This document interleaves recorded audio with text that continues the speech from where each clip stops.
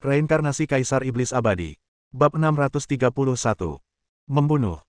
Tiba-tiba, disertai teriakan dingin, mayat hantu itu menyerang dengan telapak tangannya, tanpa menunjukkan belas kasihan, dan kultivasinya di puncak tahap pemurnian Void ditampilkan sepenuhnya. Ledakan. Engah. Seorang tetua di tahap awal alam transformasi roh adalah yang pertama terkena serangan sebelum ia sempat bereaksi. Ia terkena kekuatan telapak tangan mayat hantu yang mendominasi, dan daging serta tulangnya terkoyak di tempat, dan jiwa serta tubuhnya hancur. Lagi pula, puncak tahap pemurnian Void hampir 2 alam lebih tinggi darinya, dan dia menyerang dengan sekuat tenaga sejak awal, dan dia tidak siap sama sekali. Dibunuh seketika adalah hal yang dapat dimengerti. Ah, ini. Beberapa tetua yang tersisa di tahap transformasi roh tanpa sadar mundur dengan ekspresi terkejut dan marah. Di satu sisi, mereka marah atas kematian rekan-rekan mereka. Di sisi lain, kekejaman mayat hantu membuat mereka tidak bisa dipahami. Mungkinkah orang ini benar-benar tidak punya hati nurani? Dia tega membunuh mereka hanya karena satu perselisihan. Senior, kalau ada yang ingin kau bicarakan, kita bisa bicarakan dengan damai. Kenapa kau harus melakukan ini? Seorang tetua di puncak alam transformasi roh angkat bicara, mencoba berdamai. Namun, begitu perintah diberikan, mayat hantu itu telah memutuskan untuk membunuh, dan tidak ada seorang pun yang dapat menghentikannya. Membunuh. Dengan teriakan lain, mayat hantu itu mengayunkan kedua telapak tangannya bersamaan, dengan aura yang mengguncang langit dan bumi, seperti dewa iblis penghancur dunia, siap membantai dunia. Sialan. Kata-kata tak bisa menyelesaikan masalah ini. Ayo kita lawan dia. Melihat mereka tidak dapat berkomunikasi dan tidak punya tempat untuk mundur, para tetua sekte Tianjian mengerahkan Yuan Gong mereka dan menggunakan senjata ajaib mereka sendiri untuk melawan mayat hantu. Pedang Qiongyu. Teknik pembunuhan setan Changfeng. Telapak suci Wutian. Beberapa orang di tahap transformasi dewa bergabung, mengerahkan seluruh kemampuan unik mereka. Kekuatan mereka tak boleh diremehkan. Mantra dan senjata ajaib yang memukau mengguncang kehampaan dan sering menimbulkan fenomena aneh. Jika seorang kultivator tahap jiwa baru lahir biasa ada di sini, dia mungkin akan dirugikan oleh serangan gabungan ini. Akan tetapi, mayat hantu itu bukanlah tahap pemurnian kekosongan biasa, melainkan eksistensi mengerikan di puncak tahap pemurnian kekosongan, hanya selangkah lagi untuk memasuki tahap penggabungan. Minum. Mayat hantu itu mengangkat telapak tangannya lagi, menyerap kekuatan langit dan bumi yang tak terbatas. Aura kehancuran begitu luas hingga membentang ratusan mil, seketika menjungkir balikan gunung dan sungai, serta menutupi matahari dan bulan. Segel Suantian Wuji. Gerakan unik itu pun dilakukan, dan sebuah telapak tangan raksasa muncul. Terdengar suara, boom, dan telapak tangan itu menyapu pasukan gabungan para tetua istana Tianjian dengan kekuatan yang luar biasa. Dah. Di bawah jejak tangan yang besar itu, senjata ajaib milik tetua istana Tianjian hancur berkeping-keping, tubuhnya hancur, dan mantra sihirnya pun tertelan habis. Peng! Semua orang memuntahkan darah dan terpental mundur, tak mampu menahan kekuatan mayat hantu itu. Bukan, ini adalah segel tertinggi Sekte Suantian. Seru seorang tetua dari Istana Pedang Surgawi dengan terkejut, apakah kau dari Sekte Suantian? Senior, tolong berhenti. Istana Pedang Surgawi selalu berhubungan baik dengan Sekte Suantian. Kenapa? Saya tidak dapat memahaminya, dan tidak ada kesempatan untuk memahaminya. Mayat hantu itu sama sekali tidak mendengarkan siapapun. Ia mengambil inisiatif dan membunuh lagi dengan telapak tangan tanpa ampun. Kepulan-kepulan. Dengan beberapa serangan telapak tangan berturut-turut, semua tetua Istana Tianjian terbunuh. Tidak ada sesepuh tahap pemurnian Void dari Istana Tianjian yang datang ke bumi, dan semua sesepuh tahap transformasi roh terbunuh. Yang tersisa hanyalah para diaken dan murid tahap Yuanying di bawah tahap Yuanying, yang tidak layak berada di jajaran atas istana. Pisau api langit misterius. Mayat hantu itu mengangkat tangan kanannya tinggi-tinggi dan mengeluarkan pisau yang menyala-nyala. Kali ini tidak ada yang menghentikannya, pedang api itu terisi penuh, dan aura penghancur tiba-tiba muncul. Tiba-tiba, sebuah pisau menebas. Ledakan. Seluruh markas istana Tianjian hancur berkeping-keping dalam sekejap hanya dengan satu tebasan pedang. Para kultivator di bawah tahap Naschen Sol dan Golden Core bagaikan umpan meriam semut oleh serangan ini, dan tak satu pun dari mereka yang selamat. Bagus sekali, lanjutkan ke tujuan berikutnya. Sebuah suara pujian terdengar dari dalam pikiranku. Ya, Guru. Mayat hantu itu menanggapi, melompat keluar dari markas istana Tianjian yang telah menjadi reruntuhan, dan terbang ke markas sekte berikutnya. Mayat hantu tidak perlu makan atau istirahat, dan memiliki kekuatan fisik tak terbatas, sehingga efisiensinya sangat tinggi. Setelah menyelesaikan masalah satu sekte, ia dapat langsung beralih ke sekte berikutnya. Jadi meskipun markas sekte-sekte besar lainnya berjauhan, mayat hantu itu hanya membutuhkan waktu 3 hari untuk mengunjungi semuanya. Tentu saja, sekte-sekte lain tidak sesedih Istana Tianjian. Beberapa dari mereka bahkan langsung setuju untuk pergi ke Yanjing dan menyerah kepada Xiao Chen. Sepertinya orang-orang ini telah menerima berita itu dan bersiap untuk melakukan sesuatu yang buruk. Dengan memantau tindakan mayat hantu itu, Xiao Chen memiliki pemahaman awal tentang sekte-sekte besar lainnya. Kultus bayangan darah mengevakuasi bumi, sekte Xuantian diduduki, Istana Tianjian dihancurkan, dan ada 7 kekuatan lainnya. Ketujuh kekuatan ini tidak seburuk Istana Tianjian. Setiap kekuatan memiliki pemimpin di tahap jiwa baru lahir dan cukup kuat. Meskipun tidak ada seorang pun yang dapat mengalahkan mayat hantu dalam pertarungan 1 lawan 1, jika 7 orang bergabung, saya khawatir mayat hantu tidak akan begitu mudah diatasi. Itulah sebabnya Xiao Chen tidak percaya bahwa ketujuh kekuatan ini akan menyerah dengan patuh, dan mereka pasti akan melakukan sesuatu yang licik. Namun, ia tidak takut. Ia hanya menunggu 7 kekuatan besar berkumpul, lalu menangkap mereka semua sekaligus. Malam itu sunyi dan dalam. Pulau seberang laut yang dulunya terpencil kini dipenuhi manusia. Tokoh-tokoh yang tak terduga terbang ke sini dari berbagai arah untuk melakukan pembicaraan rahasia. Sekte Abadi Piao Miao, Gerbang Iblis Duniawi, Kastil Kesepian 9 Lautan, Istana Roh Raksasa, Kultus Ulat Sutra Es, Istana Matahari Merah, Sekte Baiyun. Perwakilan dari 7 kekuatan utama yang ditempatkan di bumi telah mengungkapkan identitas asli mereka satu demi satu. Semuanya, saya rasa tujuan kita berkumpul di sini hari ini sudah jelas. Seorang wanita anggun berpakaian seperti biarawati Tao dari Sekte Abadi Piao Miao berbicara perlahan. Dunia kultivasi telah mengalami bencana besar, dan kita semua tidak dapat menghubungi sekte kita masing-masing. Dan di bumi ini, tampaknya lawan yang kuat juga telah muncul. Ya, kemarin Sekte Baiyun kita diserang oleh seorang kultivator kuat di puncak tahap pemurnian Void. Aku terluka hanya setelah 3 kali bertarung dengannya. Kekuatannya sungguh mengerikan. Dia juga pergi ke istana roh raksasa kami, tetapi setelah mendengar kabar bahwa istana pedang surgawi dihancurkan, saya tidak berani menghadapinya dengan gegabah. Saya menyetujui persyaratannya secara lisan, dan dia tidak mempersulit kami. Sialan, dia juga pergi ke sekte desa kita untuk membunuh orang dan membunuh banyak murid kita. Sungguh keji. Orang ini tidak sederhana. Apakah ada yang tahu dari mana asalnya? Dia adalah tetua agung sekte Xuantian. Kata biarawati Tao dari Piao Miao Xianzong dengan terkejut.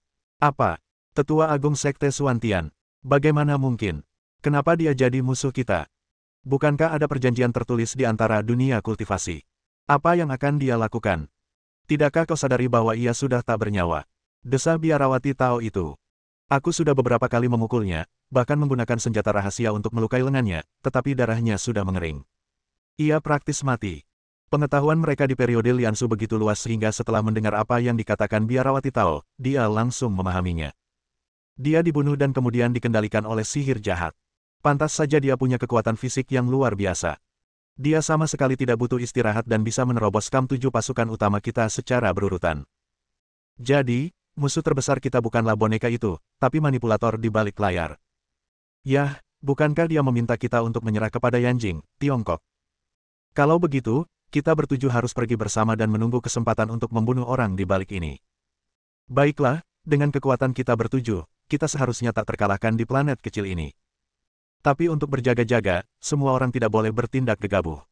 Kita harus bertindak sesuai keadaan ketika saatnya tiba. Jernih. Kondisi tidak bagus, mundur. Bab 632.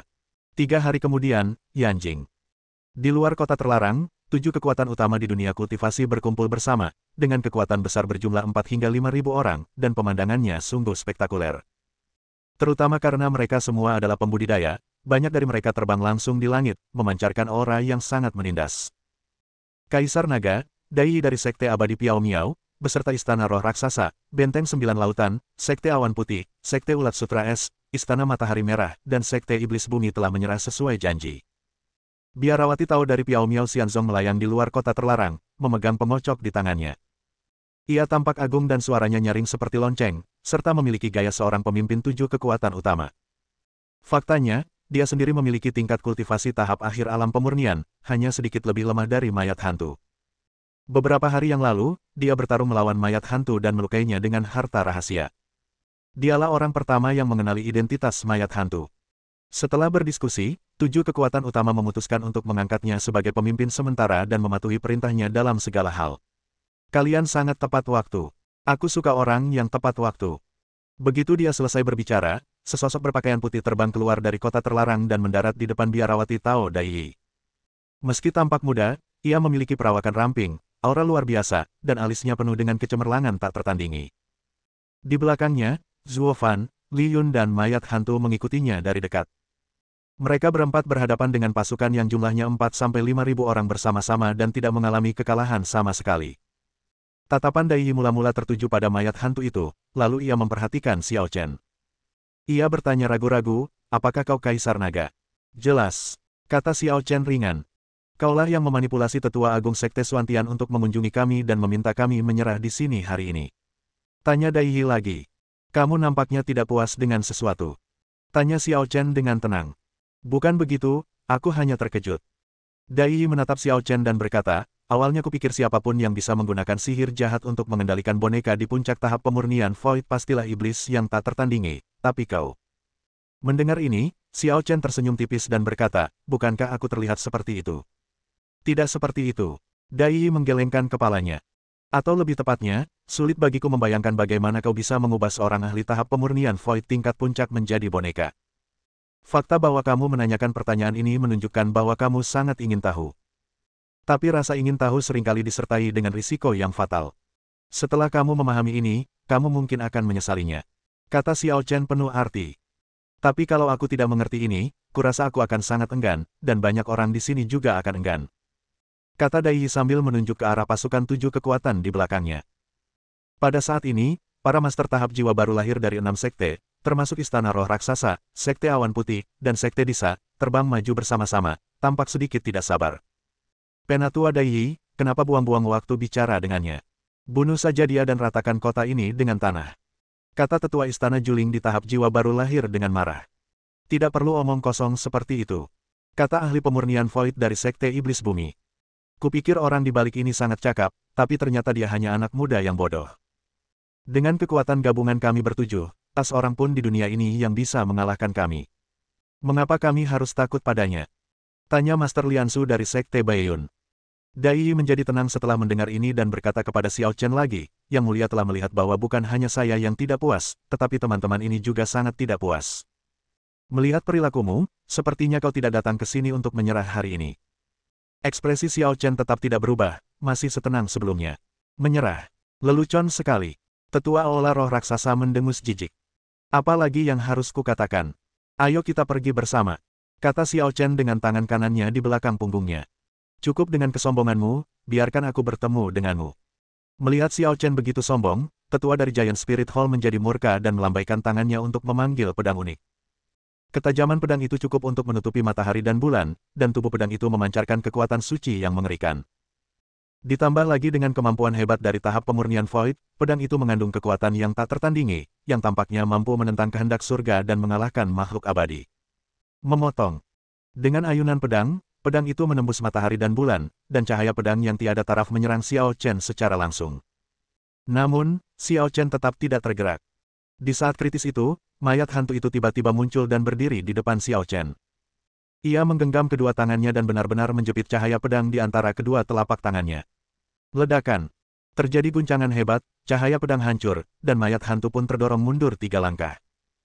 Para tetua Istana Roh Raksasa juga merupakan orang-orang kuat di tahap tengah tahap pemurnian kekosongan, bukan orang-orang lemah dari Istana Pedang Surgawi. Meskipun ia masih belum sebaik mayat hantu dalam hal kultivasi, ia memiliki senjata ajaib di tangannya yang dapat menutupi sebagian kesenjangan kekuatannya.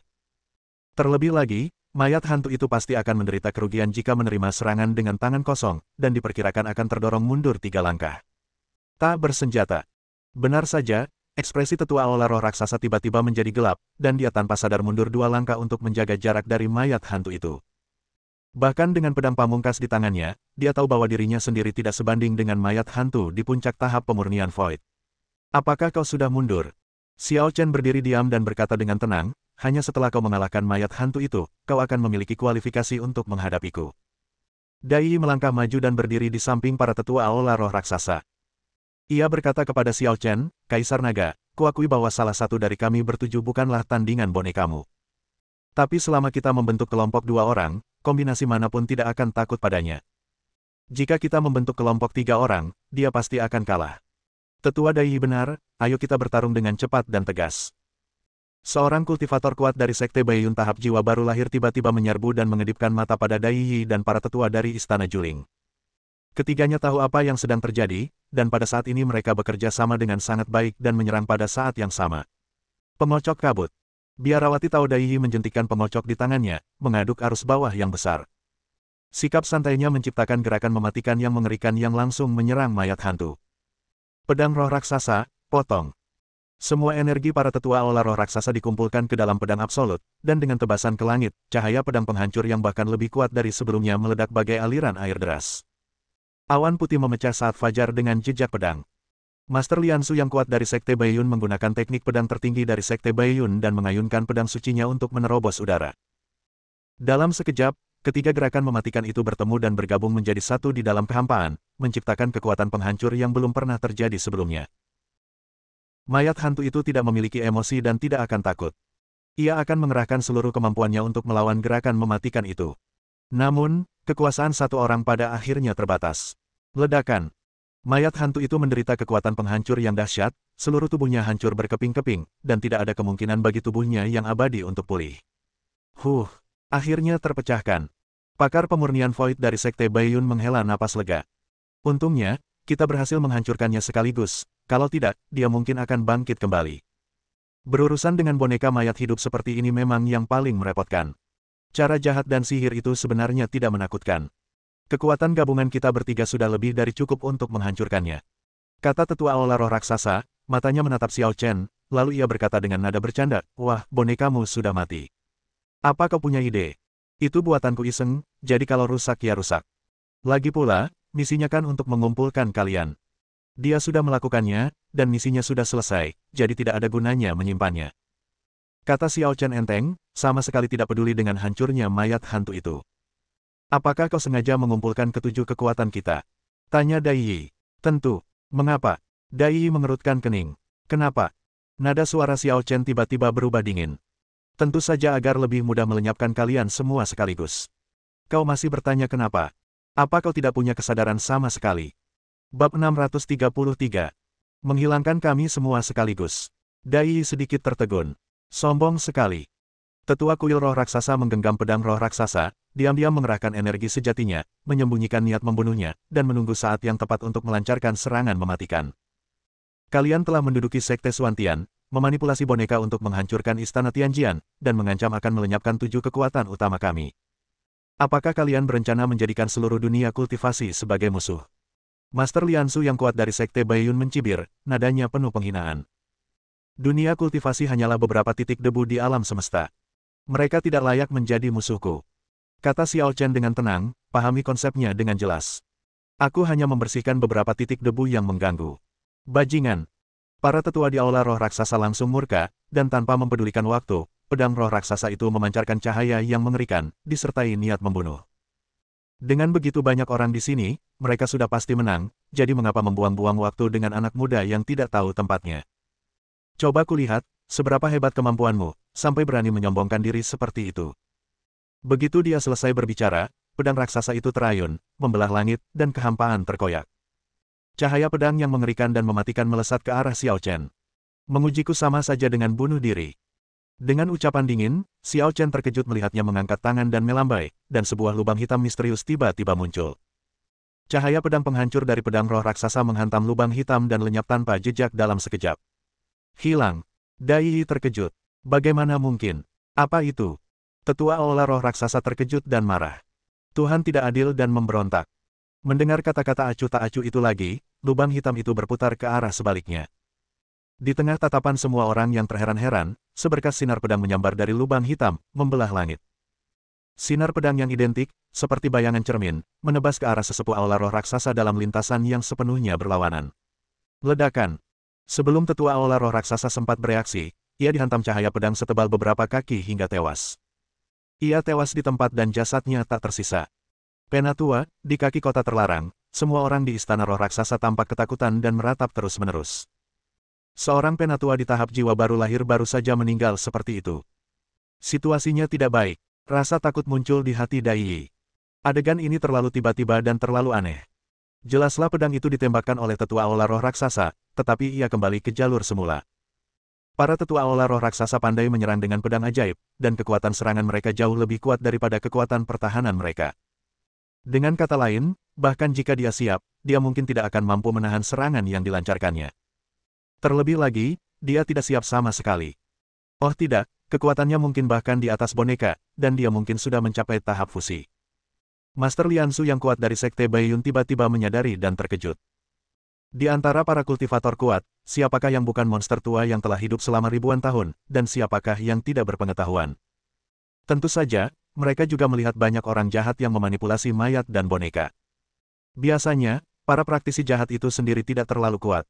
Selama mereka bisa menemukan cara untuk menghadapi boneka-boneka itu, tubuh asli mereka tidak perlu ditakuti. Beginilah cara mereka awalnya memposisikan Xiao Chen. Namun, baru pada saat inilah mereka menyadari bahwa kekuatan Xiao Chen sendiri mungkin jauh lebih kuat daripada boneka mayat hantu itu. Kalau tidak, bagaimana mungkin dia memiliki keberanian dan kepercayaan diri untuk melawan 7 kekuatan besar sendirian? Fusion Stage, dia orang kuat di Fusion Stage. 6 Master Void Refinement yang tersisa saling berpandangan, dan melihat ketakutan di mata masing-masing. Tahap fusi adalah tingkat eksistensi yang kuat yang dapat mendominasi dunia kultivasi dan membangun kekuatan kelas 1. Para pemimpin sekte masing-masing juga berada di tingkat ini. Benar-benar tidak diduga bahwa planet sekecil bumi bisa menyembunyikan orang sekuat itu. Pada titik ini, jangan berspekulasi sendiri. Itu tidak ada gunanya. Xiao Chen menyela mereka, berkata dengan tenang, jika kalian ingin kesempatan untuk bertahan hidup, jangan masuk satu persatu. Itu sama saja dengan mencari kematian. Aku sarankan kalian semua masuk bersama-sama. Mungkin itu akan sedikit lebih menyenangkan. Tunggu. Dai Yi tiba-tiba berteriak, membungkuk pada Xiao Chen, dan bertanya, bolehkah aku bertanya namamu, senior? Tak satu pun dari orang-orang kuat di tahap fusi adalah orang biasa. Kebanyakan dari mereka memiliki tempat di daftar kekuatan tempur atau daftar ranah di dunia kultivasi. Jika Xiao Chen benar-benar orang kuat dalam tahap fusi, dia seharusnya tidak dikenal. Senior. Xiao Chen melirik Dai Yi dan mencibir, kau hanya ingin bertarung dan membunuhku, kenapa kau memanggilku senior sekarang? Senior, karena kau adalah makhluk kuat di tahap fusi, kenapa kau mempermainkan kami seperti itu? Kata Dai Yi dengan sikap tenang yang dipaksakan, jika kami membuat kesalahan, tolong beritahu kami dan kami akan memperbaikinya. Tidak perlu. Apa yang kau lakukan di bumi tidak bisa ditebus hanya dengan memperbaikinya. Xiao Chen menggelengkan kepalanya. Apa maumu, senior? Tanya Dai Yi dengan ekspresi yang sangat jelek. Bunuh seseorang dan bayar dengan nyawamu. Kau harus membayar dengan darah sebanyak tanganmu. Kata Xiao Chen acuh tak acuh. Senior, kami tidak pernah membunuh siapapun di bumi. Kata Dai Yi cepat-cepat. Aku tahu. Kata Xiao Chen dengan tenang, ketika aku bilang membunuh seseorang berarti membayar dengan nyawa, aku bersungguh-sungguh kepada murid-muridmu. Sedangkan kau, meskipun kau tidak membunuh siapapun, kaulah pelakunya. Tanpa dukunganmu, beranikah murid-muridmu bertindak sembrono itu? Jadi, kalian berenam tidak mungkin bisa membalikkan keadaan. Kalian harus mati. Begitu dia selesai berbicara, Xiao Chen menggunakan kedua tangannya untuk memobilisasi kekuatan fenomena langit. Ledakan. Sebuah guntur mengguncang dunia. Tiba-tiba, awan gelap menyelimuti langit, kilat dan guntur menyambar. Di antara awan, seekor naga guntur berwarna hijau menari-nari, seolah-olah sedang menyiapkan kekuatan penghancur. Apa itu? Dai Yi tampak ngeri. Pertanda buruk. Kultivator kuat dari Sekte Baiyun di tahap jiwa baru lahir itu tak kuasa menahan gemetar, seolah-olah ia diselimuti bayang-bayang kematian. Apakah dia berencana membunuh kita semua? 4 tetua agung dari Benteng Jiuhai, Sekte Disa, Istana Ciri, dan Sekte Binchan juga sangat gugup dan gelisah. Sialan, kita bisa saja melawannya. Dengan kita berenam yang bergabung dan senjata sihir kita masing-masing, kita mungkin bisa mengalahkan seorang kultivator tahap fusion. Benar sekali. Bagaimana kita bisa membiarkan orang lain melakukan apapun yang mereka inginkan? Semuanya, bertindaklah bersama-sama dan pastikan untuk menyerang lebih dulu. Menghadapi ancaman kematian, keenam orang itu tak mampu berpikir lagi, juga tak mampu mengambil jalan pintas. Mereka semua mengerahkan seluruh kemampuan terbaik mereka dan menyerang Xiao Chen bersama-sama, mempertaruhkan nyawa mereka. Halus dan tak berdebu. Dai Yi mengangkat pemocok di tangan kanannya, dan pada saat yang sama menggunakan harta rahasia dengan tangan kirinya. Harta karun rahasia itu diselimuti bola cahaya yang menyilaukan. Sulit untuk mengetahui benda apa itu, tetapi bola itu memancarkan aura pembunuh yang sangat mengerikan. Kirim hantu-hantu jahat melintasi mata air kuning. Master Liansu yang kuat dari Sekte Disa melakukan teknik rahasia yang tampaknya tidak benar maupun jahat. 9 lautan saling bertabrakan. Jejak peri muncul di awan putih. Sihir ulat sutra es. Seni ilahi api merah. 6 Master Agung dari alam pemurnian 6 tingkat, menampilkan keterampilan mereka yang paling kuat, memicu pertempuran hebat yang belum pernah terjadi sebelumnya di bumi. Kekuatan serangan gabungan ke-6 orang itu sebanding dengan tahap fusi, dan tampaknya mereka memiliki kecenderungan untuk menerobos fenomena langit dan memotong langit. Oh, sesederhana itu. Xiao Chen hanya tersenyum dingin, lalu mengerahkan seluruh tenaganya di kedua tangannya. Naga guntur hijau di atas awan mengeluarkan raungan memekakkan telinga, dan kekuatan penghancur jatuh dengan keras. Bab 634. Gemuruh. Naga guntur biru terbagi menjadi 6, dan 6 busur petir yang mengerikan menyambar turun dari langit, menyambar 6 master pemurnian kekosongan dengan akurat. Tak peduli seberapa misterius teknik rahasia mereka, seberapa kuat senjata sihir mereka, atau seberapa mendalam kultivasi mereka, mereka semua menjadi bahan tertawaan di hadapan Extermination Lightning Arc. Ledakan. Orang pertama yang merupakan kultivator kuat pada tahap awal Liansu dari Sekte Baiyun dihancurkan oleh busur petir. Ah! Segera setelah itu, prajurit Liansu yang kuat dari Sekte Disa menjerit, dan daging serta darahnya terbakar oleh busur petir, yang sangat tragis. Engah! Engah! Engah! 3 master tahap jiwa baru lahir dari benteng Jiuhe Soliter, Istana Ciri, dan Sekte Bincang tampaknya membawa senjata sihir pertahanan. Meskipun mereka tidak langsung terbunuh, mereka juga terluka parah. Di antara ke-6 orang tersebut, Dai Yi memiliki tingkat kultivasi tertinggi dan metode paling canggih. Ia hanya terluka ringan oleh busur petir dan mampu tetap sadar. Dia benar-benar membunuh kita berenam hanya dengan satu gerakan. Meskipun Dai Yi hanya terluka ringan, dia sangat ketakutan. Secara umum, teknik serangan berskala besar akan memiliki daya mematikan yang terbatas. Namun jurus Xiao Chen tidak hanya menyerang ke-6 orang itu secara bersamaan, tetapi kekuatannya juga tidak terbayangkan. Terlebih lagi, Xiao Chen hanya berdiri diam selama seluruh proses, hanya menggunakan energinya sendiri untuk memandu perubahan dalam fenomena langit dan membangkitkan kekuatan guntur surgawi. Kekuatan tahap fusi memang begitu dahsyatnya hingga tak terbayangkan. Seperti yang diharapkan dari seseorang yang bisa melukai mayat hantu, kau memang hebat. Kau hanya menderita luka ringan. Xiao Chen menatap Dai Yi dengan nada penuh apresiasi. Kultivasi Dai Yi baru mencapai tahap akhir alam pemurnian Void, satu tahap lebih rendah dari Guisi. Namun, beberapa hari yang lalu, Guisi pergi ke markas Sekte Piao Miaoxian untuk melawannya, dan malah terluka parah. Jika bukan karena fisik mayat hantu yang abadi, akan sulit dikatakan apakah dia bisa mengalahkan Dai Yi. Jarang sekali di dunia ini seseorang bisa mengalahkan seseorang dari alam yang lebih tinggi dengan melompati level. Setiap level dari mereka adalah eksistensi yang luar biasa. Jelaslah bahwa Dai Yi adalah seorang kultivator luar biasa di tahap pemurnian kekosongan, dan hampir dapat dipastikan bahwa ia akan maju ke tahap fusi di masa mendatang. Tentu saja, prasyaratnya adalah dia bisa selamat dari bencana hidup dan mati Xiao Chen hari ini. Senior, aku memegang posisi khusus di Sekte Abadi Piao Miao. Jika kau membunuhku, Sekte Abadi Piao Miao tidak akan membiarkanmu lolos. Dai Yi tetap tenang. Bagaimana kalau kau mengampuniku hari ini? Mulai sekarang, Sekte Abadi Piao Miao dan kalian akan menjadi teman dan sekutu selamanya. Bagaimana menurutmu? Itu saran yang bagus. Xiao Chen merenungkannya dengan saksama, seolah-olah sedang mempertimbangkannya. Dai Yi sangat gembira saat mendengar ini, dan ingin mengucapkan terima kasih padanya, tetapi kemudian dia mendengar Xiao Chen berkata, tapi setidaknya kau harus hidup untuk membentuk aliansi denganku, kan? Ketika dia bertanya-tanya, dia tiba-tiba melihat awan gelap muncul lagi di langit, dan naga guntur biru muncul lagi, berguling-guling dan bergulung-gulung. Tiba-tiba naga guntur terbagi menjadi 5, dan 5 busur petir berjatuhan seketika. Ledakan. 4 penguasa kuat dari benteng Jiuhe Soliter, Istana Matahari Merah, Sekte Ulat Sutra Es, dan Sekte Setan Bumi mengikuti jejak tetua Sekte Baiyun dan dihancurkan baik secara fisik maupun spiritual di bawah busur petir. Peng! Dai Yi juga tersambar petir kedua dan langsung terluka parah. Ia jatuh ke tanah dan muntah darah. Senior, kamu. Wajah Dai Yi dipenuhi ketakutan, dan dia menatap Xiao Chen seolah-olah dia sedang menatap iblis berdarah dingin. Jangan salah paham, aku hanya mengambil tindakan terhadap kalian berenam sekali. Xiao Chen. Dengan tangan kanannya di belakang punggungnya, postur tubuhnya yang santai tampak seperti seorang penonton yang tengah menonton drama. Pada saat ini, langit kembali tertutup awan gelap, energi guntur berkumpul, naga guntur bergulung dan meraung, dan kekuatan kehancuran mulai terjadi. Bagaimana itu mungkin? Pupil mata Dai Yi mengecil, dan dia samar-samar menebak sesuatu. Awan gelap di langit bukanlah gerakan menyerang biasa, melainkan sebuah medan. Semuanya telah menyelimuti medan sejak awal. Domain dibentuk oleh aturan-aturan, dan aturan-aturan domain ini jelas untuk membunuh target yang dicakup. Selama target belum mati, energi guntur yang merusak akan terus berkumpul dan jatuh hingga target terbunuh.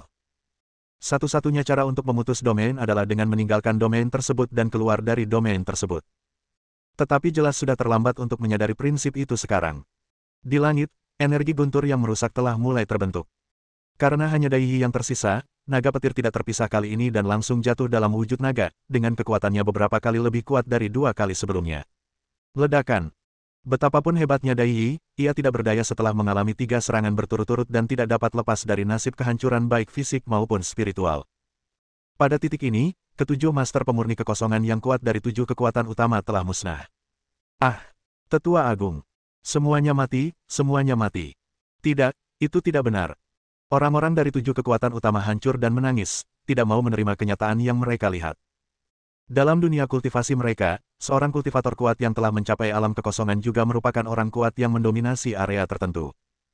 Akan tetapi, kini ketujuh Master Void Refining yang kuat bersatu dan dikalahkan oleh seorang pemuda dari planet Fana. Kaisar Naga menang.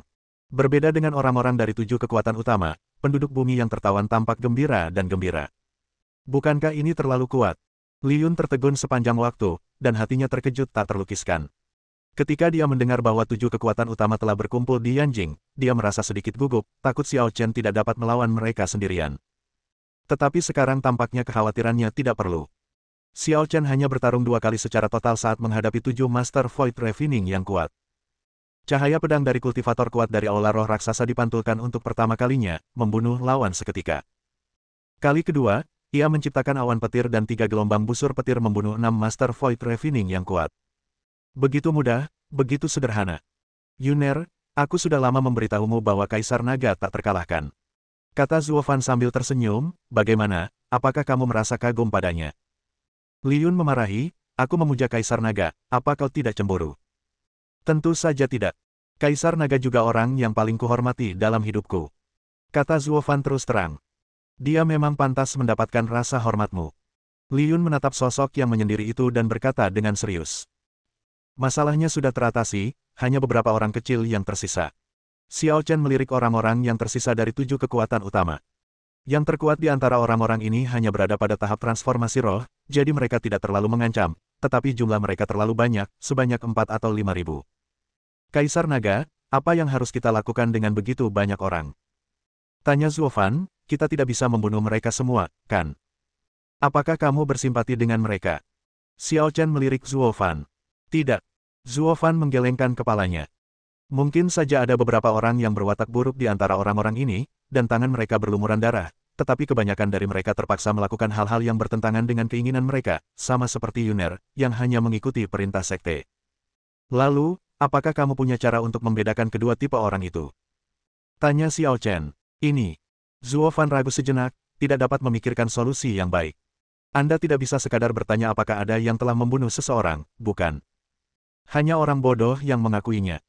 Kaisar Naga, ada 4 hingga 5.000 orang di sini. Membunuh mereka semua akan terlalu berdarah dan berdosa. Li Yun juga berkata, mengapa tidak membiarkan para tawanan yang ditangkap oleh 7 kekuatan besar mengidentifikasi mereka. Siapapun yang tangannya berlumuran darah akan dibunuh. Sisanya akan dihapuskan kultivasinya dan menjadi orang biasa. Ide bagus. Puji Xiao Chen. Kalau begitu, kamu dan Zuofan akan mengawasi pelaksanaannya dan melaporkan hasilnya kepadaku. Bab 635. Baiklah, serahkan pada kami. Li Yun langsung setuju, dan Zuofan tentu saja bersedia. Mereka berdua mengumpulkan semua tawanan dari 7 kekuatan utama dan menjelaskan situasinya. Semuanya, sekarang giliran kita untuk mengambil alih. Jika kalian punya dendam, balaslah. Jika ada di antara 7 faksi besar yang pernah menyakiti kalian, atau menyakiti keluarga atau teman kalian, kalian harus membalasnya dengan cara mereka sendiri. Apakah ini benar-benar baik-baik saja? Beberapa orang masih ragu, takut akan pembalasan setelahnya. Jangan khawatir, Kaisar Naga akan mengurus semuanya untukmu. Kata Zuofan, kau lihat bahkan para tetua mereka pun mati di tangan Kaisar Naga. Apa kau masih peduli dengan anak buah kecil ini? Saya mencari Zhou Yuan dari Sekte Disa. Dia membunuh saudara saya. Seorang pemuda kurus berdiri, suaranya bergetar. Tetapi siapapun dapat mendengar rasa frustrasi dan kebencian dalam nadanya. Dia jelas mengerti bahwa ini adalah satu-satunya kesempatannya untuk membalas dendam. Jika dia melewatkan kesempatan itu, dengan kekuatannya, dia tidak akan pernah bisa membalas dendam pada seorang kultivator seumur hidupnya. Oke. Zuo Fan memberi pemuda itu tatapan menyemangati, lalu berteriak kepada orang-orang dari 7 kekuatan utama di bawah kota terlarang, Zhou Yuan dari Sekte Iblis Bumi, berdiri. Namun, tak ada gerakan di bawah. Banyak orang saling memandang dengan bingung. 7 kekuatan utama awalnya berasal dari dunia kultivasi yang berbeda. Siapa lagi yang mengenal Zhou Yuan, seorang Zhou Yuan biasa, selain orang-orang dari Sekte Disa? Tidak sadar, ya. Zuo Fan sudah menduga hal ini dan mencibir, kalian harus mengerti bahwa niat awal Kaisar Naga adalah membunuh kalian semua. Jika kalian masih tidak menyadarinya, maka dosa satu orang akan melibatkan seluruh sekte. Jika Zhou Yuan tidak keluar, semua orang di Sekte Disa akan dieksekusi. Kenapa? Teriak seorang kultivator kuat dari Sekte Disa dengan marah, ini tidak adil. Bahkan jika Sekte Disa kami bersalah, kapan giliranmu untuk menghakimi? Percayalah, kami juga punya kultivator kuat dari tahap fusi, dan jumlahnya lebih dari 1. Ya, pemimpin kita masih dalam tahap awal fusi, dan pemimpin lama bahkan lebih kuat, sedang dalam tahap tengah fusi. Cepat atau lambat, sekte ini akan tahu situasi di sini dan datang untuk menghabisi kalian. Para murid sekte Disa dipenuhi amarah yang benar dan semuanya merasa tidak puas. Jadi, ini alasanmu memilih untuk menghancurkan dirimu sendiri. Xiao Chen melangkah maju lagi, tatapan dinginnya menyapu hampir 1000 orang dari Sekte Disa, dan berkata dengan dingin, aku akan mengabulkan keinginanmu. Begitu selesai berbicara, Xiao Chen melambaikan tangannya dan menggerakkan langit lagi. Awan gelap menyelimuti langit, menyelimuti semua orang di Sekte Disa, dan energi guntur yang merusak berkumpul. Ah, ini. Semua orang di Sekte Disa merasakan bayang-bayang kematian yang mengancam dan merasa ketakutan. Para tetua di tahap Naschen Sol semuanya hancur jiwa dan raganya oleh energi petir ini. Bagaimana mereka bisa melawannya? Tidak, itu bukan urusan kita. Dia Zhou Yuan, dia membunuh seseorang. Ya, itu dia. Dia tidak ada hubungannya dengan kita. Ayo kita pergi. Demi melindungi diri, warga di Samen mengusir seorang pemuda yang lumpuh karena ketakutan dan mencoba meminta Xiao Chen mengambil kembali awan petir itu. Namun, prinsip Xiao Chen adalah hanya memberi orang satu kesempatan. Sekte Disa telah menyia-nyiakan satu kesempatan dan tidak ada kesempatan kedua. Ledakan. Naga guntur itu jatuh dan meledak dengan suara dentuman keras, meledak di tengah kerumunan anggota Sekte Disa dan menimbulkan badai energi guntur yang mengerikan. Dalam sekejap, hampir 1000 orang dari Sekte Disa terbunuh dan tidak ada satupun yang selamat. Aku memberimu kesempatan ini karena seseorang memohon padamu. Tapi ini bukan alat tawar-menawar untukmu. Apa kau pikir aku peduli dengan ribuan nyawa? Suara dingin Xiao Chen mencapai telinga semua orang di 6 kekuatan utama yang tersisa, membuat orang-orang merasa kedinginan. Mereka seharusnya sudah memahami sejak lama bahwa di mata orang-orang kuat, kehidupan orang-orang lemah tidak layak disebut. Tidak peduli seberapa banyaknya mereka seperti semut dan tidak ada rasa kasihan untuk membunuh mereka. Dengan semua ahli pemurnian kekosongan yang kuat di sekte tersebut telah mati, mereka ditakdirkan menjadi ikan di talenan, dan hanya bisa dibantai tanpa ada ruang untuk perlawanan. Kaisar Naga, kami bersedia menerima ujian ini. Tolong beri Sekte Baiyun kami kesempatan. Seorang tetua Sekte Baiyun di tahap transformasi roh memohon. Song Sichong dari Sekte Baiyun memaksa adikku melompat dari tebing dan bunuh diri. Aku ingin dia membayarnya dengan nyawanya. Seorang pemuda berwajah bulat bermata merah berdiri dari belakang Zuo Fan dan berkata, dan Wang Tao membunuh orang tuaku. Aku akan membunuhnya dengan tanganku sendiri untuk membalaskan dendam mereka. Teriak seorang perempuan lain berusia awal 20-an dengan marah. Mendengar ini, tetua tahap spiritualisasi Sekte Baiyun segera berteriak, Song Sichong, Wang Tao, keluarlah. Keluar, jangan libatkan kami. Lebih dari selusin orang dari faksi Baiyun mengusir kedua pemuda berbaju abu-abu itu satu persatu. Dengan pelajaran yang dipetik dari masa lalu, bagaimana mungkin mereka masih berani menutupinya? Lebih baik satu orang mati daripada seluruh klan dikubur bersamanya.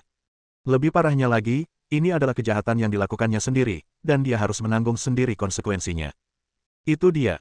Pemuda berwajah bulat dan wanita itu menunjuk ke arah dua pemuda berkemeja abu-abu hampir bersamaan. Kalian binatang buas, apa kalian bertindak gegabah dan mengabaikan ajaranku? Tetua di tahap transformasi roh tiba-tiba menjadi murka dan menebas mereka berdua dengan telapak tangan. Kedua pria itu begitu ketakutan hingga tak mampu lagi berpikir atau melawan. Mereka pun tewas di tempat, berdarah dari ketujuh lubangnya.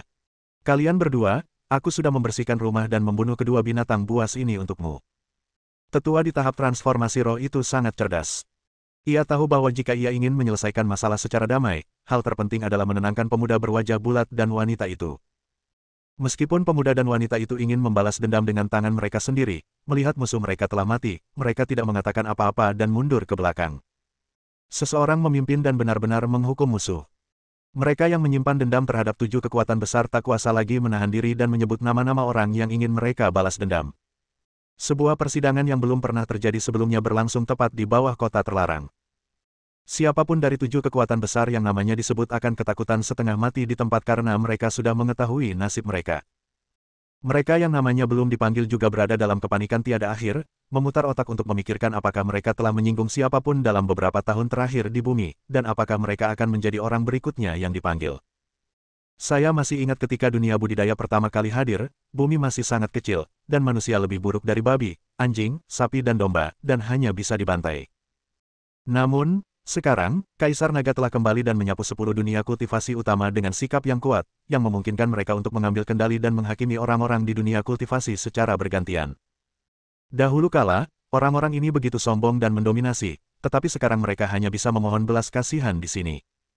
Semua perubahan itu disebabkan oleh Kaisar Naga saja. Bisa dibayangkan, nama sang Kaisar Naga niscaya akan tercatat dalam sejarah, berjaya bagi generasi-generasi mendatang, dan dikenang oleh generasi-generasi mendatang. Bertahun-tahun kemudian, meskipun Kaisar Naga tidak lagi ada di dunia, perbuatannya masih akan dibicarakan dari waktu ke waktu sebagai pembicaraan setelah makan malam. Pada zaman dahulu kala, ada Raja Qin yang menguasai dunia dan menjadi kaisar terhebat sepanjang masa. Saat ini ada Xiao Chen, yang menghancurkan semua arah dan menciptakan legenda yang akan bertahan selamanya. Bab 636. Uji coba 7 kekuatan utama di dunia kultivasi berlangsung sehari semalam. Orang-orang akhirnya memiliki kesempatan untuk merasa bangga, sehingga suasananya tetap meriah dan mereka menikmatinya tanpa henti. Orang-orang dari 7 kekuatan utama berada dalam kondisi yang menyedihkan. Mereka yang telah melakukan hal-hal buruk pada dasarnya dieksekusi, dan mereka yang tidak melakukan hal-hal buruk juga harus menanggung tekanan yang luar biasa, dan pada akhirnya kultivasi mereka dihapuskan dan mereka menjadi orang biasa. Jika mereka tidak dapat menghubungi sekte tersebut, mereka tidak dapat kembali ke dunia asal dan hanya dapat hidup bersama orang-orang biasa di bumi, dan bahkan mungkin mengalami berbagai bentuk diskriminasi dan pembalasan. Situasi keseluruhan telah diputuskan, dan Xiao Chen pada dasarnya tidak peduli dengan masalah selanjutnya. 3 hari kemudian, Xiao Chen memanggil Zhuo Fan dan Li Yun ke sisinya dan berkata, "Aku akan pergi ke sekte bayangan darah. Urusan di bumi akan kuserahkan padamu untuk sementara waktu. Baiklah, situasi di bumi sudah aman. Kami bisa menangani masalah besar apapun, jadi jangan khawatir, Kaisar Naga." Zhuo Fan meyakinkan. Xiao Chen tidak banyak bicara, hanya mengangguk, lalu terbang menuju Vatikan. Vatikan telah dibantai oleh kultus bayangan darah dan kini menjadi reruntuhan. Banyak bangunan penting bersejarah telah dihancurkan, sungguh menjengkelkan. Di antara 10 dunia kultivasi utama, sekte-sekte lain memiliki murid dengan kualitas yang berbeda-beda, yang menyebabkan pengaruh buruk. Filosofi sekte mereka tidak terlalu buruk. Namun, hanya sekte bayangan darah yang benar-benar jahat dan hampir bangga melakukan kejahatan. Sebagian besar anggota sekte ini sangat kejam dan haus darah, serta terkenal di dunia kultivasi. Xiao Chen tidak tinggal lama di tahta suci, tetapi langsung menerobos ke 18 tingkat neraka dan tiba di tingkat terakhir, gerbang dunia tertutup. Ada penghalang khusus di sini yang memerlukan metode khusus atau benda tertentu untuk membukanya. Xiao Chen menyelidiki sekitar gerbang penghalang dan menemukan bahwa penghalang itu cukup kuat, setidaknya penghalang tingkat ke-9. Pedang Jalan Kekaisaran. Xiao Chen tidak terlalu memikirkannya, dan langsung menggunakan Huangji Huaxian Jue untuk menggunakan gerakan terlarang pedang surgawi, dan gaya pedang paling unggul muncul kembali di dunia. Gerakan terlarang pedang surgawi dan tekanan jalan kaisar begitu kuat sehingga penghalang tingkat ke-9 pun tidak dapat menahannya. Ledakan. Gerbang dunia ditusuk oleh pedang, meninggalkan lubang. Meskipun kultus bayangan darah telah menetapkan bahwa penghalang ini hanya bisa dibuka dengan pedang pembantai darah saat pertama kali mereka memasangnya, seperti kata pepatah, kekuatan dapat mengalahkan keterampilan. Dalam menghadapi kekuatan absolut, penghalang apapun tidak berguna. Berjalan. Xiao Chen melesat dan menyerbu ke gerbang dunia tersegel. Setelah beberapa saat pembalikan waktu dan ruang, Xiao Chen tiba di dunia baru. Lingkungannya berupa pegunungan hijau dan air jernih, dan pemandangannya menyenangkan. Energi spiritual di dunia ini melimpah dan kaya. Bahkan Xiao Chen pun merasa segar saat berada di dalamnya. Sudah lama sejak terakhir kali aku merasakan hal ini. Pikiran Xiao Chen bergerak. Ini adalah pertama kalinya dia melangkah ke dunia kultivasi setelah kelahirannya kembali. Meskipun energi spiritual di bumi telah pulih, ia masih merupakan planet kecil yang terpencil dan terbelakang dengan hukum alam yang belum sempurna. kekayaan energi spiritualnya masih jauh dari sebanding dengan dunia kultivasi yang sesungguhnya. Bocah bau, kemana saja kau? Keluarkan aku sekarang. Suara Yamata no Orochi yang terasa gatal dan gatal menggema di lautan kesadaran. Ia adalah binatang buas yang lahir dan dibesarkan secara alami. Layaknya binatang spiritual seperti rubah kecil, ia secara alami sensitif terhadap energi spiritual dan sangat membutuhkan energi spiritual. Setelah segelnya rusak, kekuatannya belum pulih karena energi spiritualnya terlalu sedikit. Sekalipun energi spiritual bumi pulih, kebutuhannya masih jauh dari terpenuhi. Sekarang Xiao Chen telah datang ke dunia kultivasi, ia dapat mencium aroma energi spiritual yang melimpah. Baiklah. Xiao Chen memikirkannya, melambaikan tangannya untuk memanggil lubang hitam, dan melepaskan Yaki. Wah, tempat ini bagus sekali. Aku memutuskan untuk mengasingkan diri di sini untuk memulihkan kultivasiku. Yamata no Orochi sangat puas dengan lingkungan di sini dan merasa sedikit gembira. Kau sedang bermimpi. Xiao Chen mencibir, lalu melompat ke atas kepalanya dan berkata dengan tenang, kau harus mendengarkanku sekarang. Kemanapun aku menyuruhmu pergi, kau harus pergi. Mendengar hal itu, Yaki merasa enggan, namun ia memutar bola matanya, mengubah ekspresinya, dan berkata sambil tersenyum menyanjung, Bos, Anda mau pergi kemana? Pergilah ke kultus bayangan darah. Di mana kultus bayangan darah? Pergi ke tenggara, sekitar 20 mil.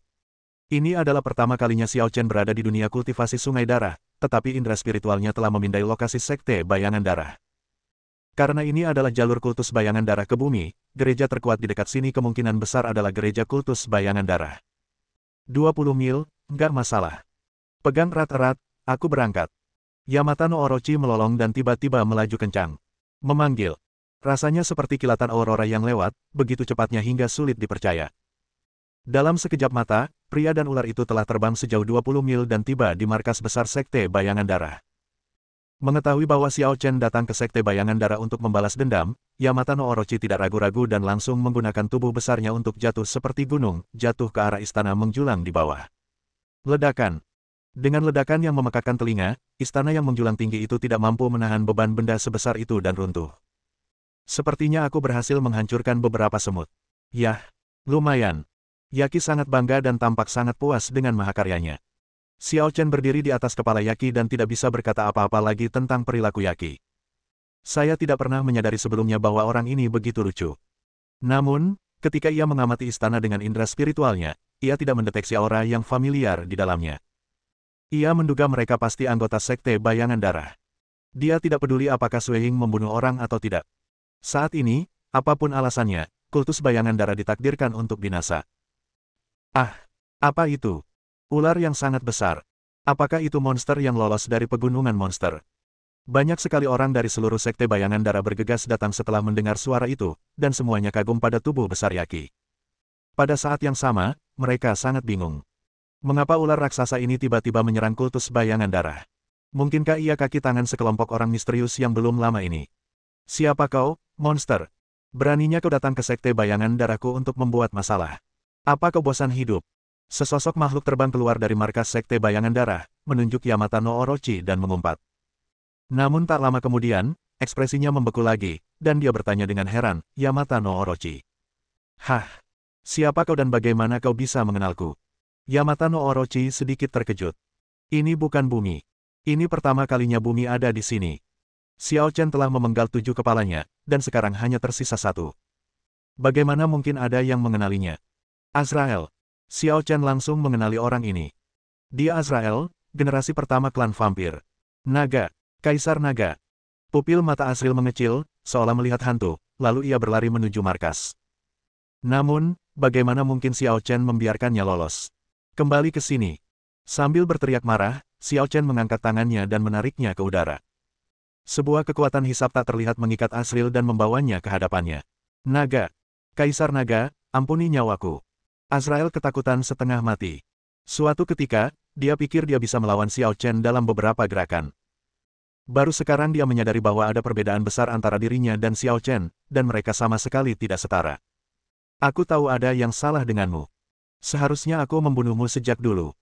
Xiao Chen mengangkat telapak tangannya dan memukul kepala Azrael. Ledakan. Kepala Azrael meledak di tempat, tetapi jiwanya diekstraksi dan dimurnikan oleh Xiao Chen menggunakan teknik pengikat jiwa. Dalam sekejap, semua kenangan Azrael muncul dalam pikiran Xiao Chen. Bab 637. Ketika Asriel terbunuh, sosok lain terbang keluar dari markas Blood Saddle Cult dan kebetulan melihat kejadian tragis ini. Azrael. Sialan, Kaisar Naga, kau bertindak terlalu jauh.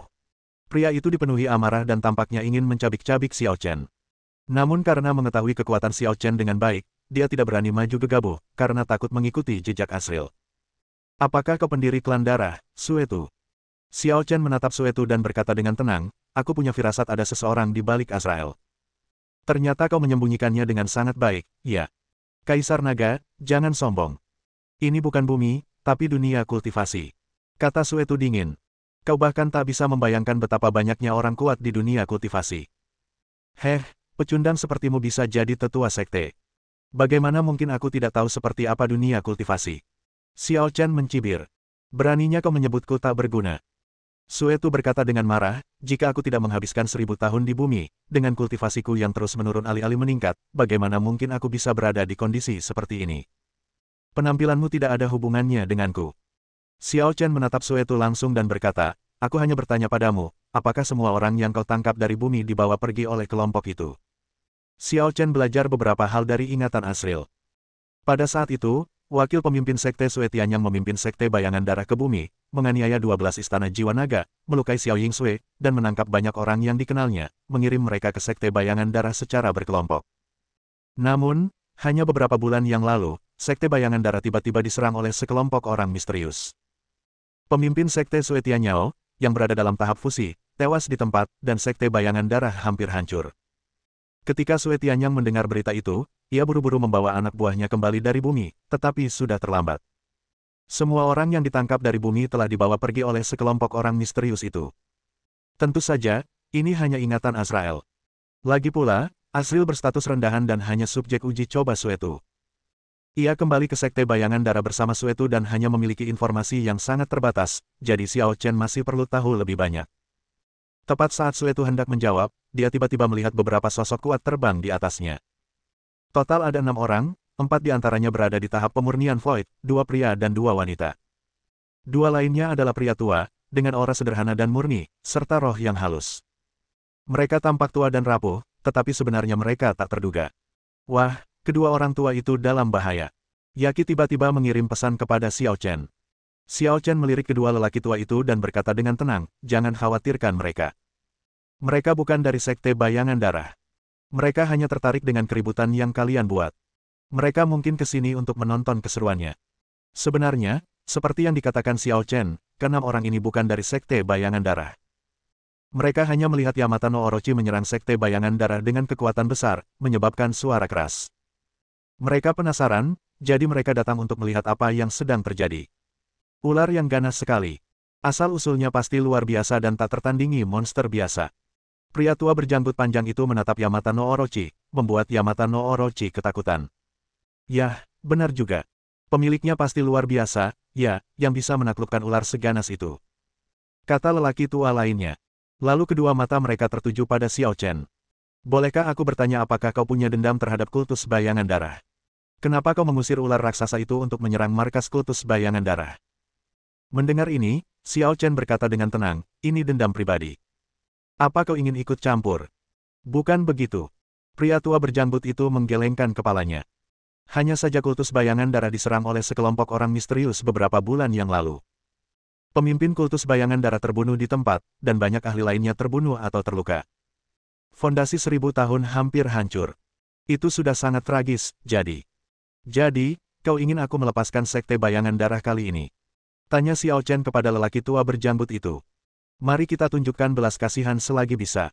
Apapun kesalahan mereka, sekarang mereka sudah kalah, mengapa kita harus bersikap agresif terhadap mereka? Nasihat seorang lelaki tua lainnya.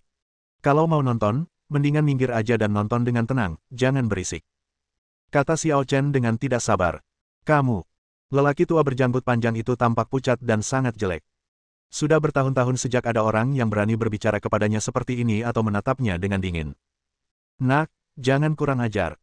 Seorang pria di tahap jiwa baru lahir tak tahan lagi, dan sepertinya ingin menjilat kedua tetua itu, jadi ia memarahi, tahukah kau siapa yang berdiri di depanmu? Beraninya kau bicara seperti itu kepada dua senior. Mendengar ini, Xiao Chen melirik pria di tahap pemurnian Void dan bertanya, lalu, apakah kau tahu siapa aku? Aku tak peduli siapa dirimu. Apa hubungannya dirimu denganku? Kata pria di tahap jiwa baru lahir itu dengan nada menghina. Namun, saat berikutnya, Xiao Chen mengangkat tangannya dan menamparkan, dan kekuatan yang mengerikan berfluktuasi di sepanjang ruang dan datang secara tiba-tiba. Hati-hati. Pria tua berjanggut putih itu menyadari sesuatu dan buru-buru mengingatkan. Namun, sudah terlambat. Peng! Lelaki yang berada di tahap jiwa baru lahir itu tertampar dan jatuh ke tanah, tanpa seorang pun mengetahui apakah dia masih hidup atau sudah mati. Tahap fusi. Setelah orang lain yang hadir bereaksi, ekspresi mereka tiba-tiba berubah, dan ketika mereka melihat Xiao Chen lagi, mata mereka berubah total. Terkejut, kaget, atau kagum. Awalnya saya mengira Xiao Chen hanya memanfaatkan situasi dan menindas sisa-sisa sekte bayangan darah saat sedang menderita bencana yang menghancurkan. Namun, tanpa diduga, dia sebenarnya adalah orang kuat dalam tahap fusi. Pria sekuat itu bahkan memenuhi syarat untuk menantang sekte bayangan darah di masa kejayaannya. Mengapa dia melakukan hal tercela seperti itu? Jadi, kau hanya teman seperjalanan. Aku sudah tua dan rabun. Maafkan aku. Pria tua berjanggut putih itu tak hanya menenangkan diri, tetapi juga menunjukkan sedikit rasa hormat kepada Xiao Chen. Kultivasinya hanya pada tahap fusi, dan Xiao Chen berada di level yang sama dengannya, jadi mereka secara alami dapat berinteraksi sebagai rekan. Yang lebih penting, Xiao Chen memancarkan misteri, dan asal-usulnya mungkin sangat tidak biasa. Orang seperti ini hanya bisa berteman dan tidak boleh tersinggung. Tidakkah kau akan membujukku untuk berhenti mengincar sekte bayangan darah? Tanya Xiao Chen ringan. Baiklah. Karena perseteruan antara sesama Taois dan sekte bayangan darah adalah perseteruan pribadi, bagaimana mungkin kami ikut campur tanpa izin? Tanya seorang lelaki tua lain sambil tersenyum canggung. Benar sekali, rekan Taois, jika kau ingin menyelesaikan dendam pribadimu, kami tidak akan pernah ikut campur. Seru lelaki tua berjanggut putih itu. Kultus bayangan darah berada di ambang kehancuran, dan yang tersisa dalam kultus tersebut hanyalah sisa-sisa dan jenderal yang kalah, yang ditakdirkan untuk dimusnahkan dan menjadi kekuatan kelas 3. Menyinggung seseorang dalam tahap fusi untuk kekuatan yang tidak ada harapan seperti itu pastilah merupakan usaha yang sia-sia. Dunia kultivasi itu kejam sekaligus realistis, di mana hanya nilai dan kepentingan yang penting. Kenapa kalian tidak keluar saja dari sini? Melihat Xiao Chen mengintimidasi kedua lelaki tua di tahap fusion, Yaqi pun memanfaatkan situasi dan berkata dengan galak, kalian benar-benar mengganggu penampilanku.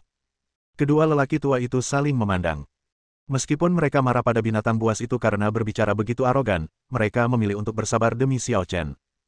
Mereka mundur bersama dari sekte bayangan darah dan menjadi penonton diam-diam. Tak perlu dikatakan, 3 ahli tahap jiwa baru lahir lainnya berlari lebih cepat.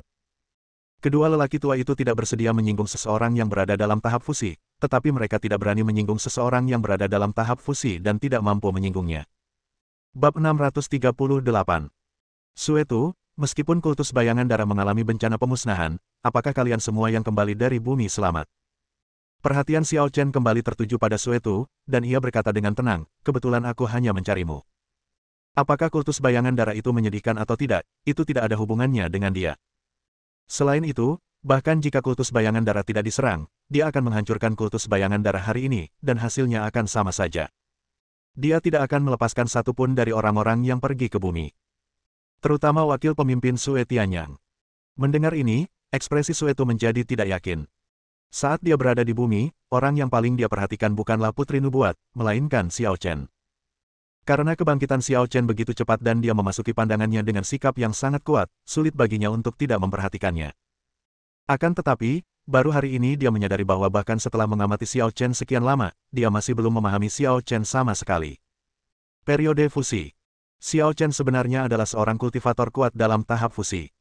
Tak heran jika perjalanannya sejak debutnya selalu mulus, tak pernah menemui kesulitan apapun, dan menyikapi segala sesuatu dengan sikap bahwa semuanya terkendali.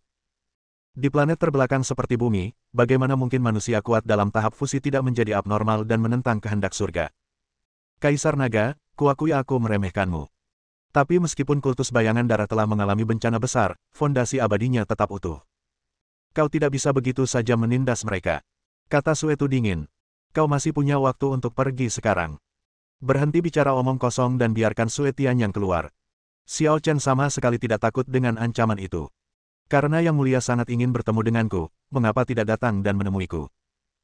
Saat pertama kali mendengar kata-kata itu keluar dari markas besar sekte bayangan darah, kata-kata itu sama luas dan kuatnya dengan samudra, dan sama nyaring dan sombongnya dengan pedang yang akan dihunus. Ledakan. Area terlarang di gunung belakang sekte bayangan darah meledak, dan sesosok yang tampaknya telah lama menyendiri tiba-tiba muncul. Momentum mengerikan itu luar biasa, mengguncang area dalam radius ratusan mil dan menyapu 9 lapisan awan. Aura seperti itu. Bagaimana mungkin? Kedua lelaki tua yang berada di tahap fusi itu terkejut ketika mendengarnya, wajah mereka berubah warna ketika melihatnya, dan mereka tidak dapat mempercayainya. Momentum ini tidak kalah sama sekali dengan momentum mereka, bahkan lebih unggul dari mereka. Sekte bayangan darah yang telah mengalami bencana besar, ternyata masih memiliki orang sekuat itu.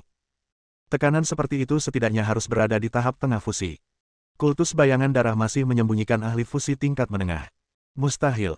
Bukankah itu berarti dia bahkan lebih kuat dari pemimpin sekte Sue Tianyao? Kenapa aku belum pernah mendengar tentangnya sebelumnya? Tidak, dia terlihat familiar. Semua orang menatap sosok kuat yang berjalan ke arah mereka di kehampaan, dan mereka merasa sangat akrab dengan sosok itu. Wakil pemimpin, kau sudah keluar dari pengasingan. Tanya Sue Tu dengan gembira. Wakil ketua. Apakah Sue Tianyang? Semua orang sangat terkejut ketika mendengar ini. Sama sekali tidak mungkin. Sue Tianyang baru berada di tahap akhir pemurnian Void beberapa bulan yang lalu. Bagaimana mungkin dia mencapai tahap tengah fusi dalam waktu sesingkat itu? Itu pasti Sue Tianyang, dan memang benar kultivasinya sudah mencapai tahap tengah fusi. Aku khawatir ada banyak trik yang terlibat. Yah, kultus bayangan darah telah diwariskan selama ribuan tahun. Meskipun sempat mengalami bencana, fondasi dan warisannya masih ada.